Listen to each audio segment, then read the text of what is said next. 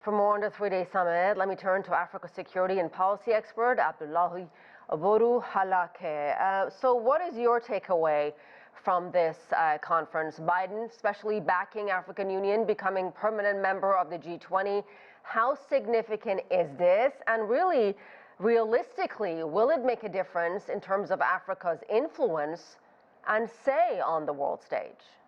Asieh, thank you so much. I think there are a few things that we can take. One is the Biden administration is taking the African policy seriously. In the previous administration, we did not have an Africa policy for the entirety of that administration. 4 years, a very long time in international diplomacy. And so this is a positive step.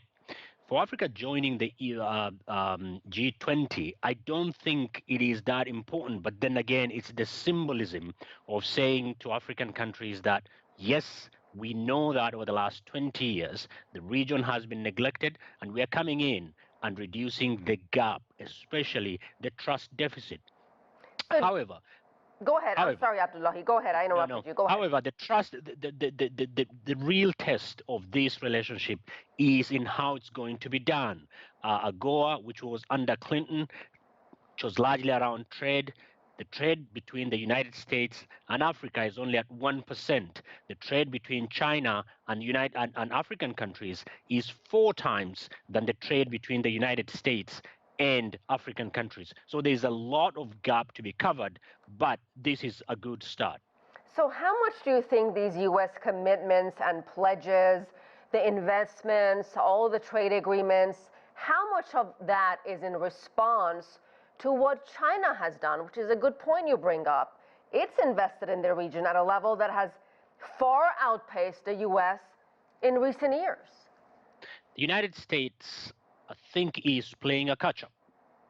The soundtrack to the summit is China, whether the leaders want it or not.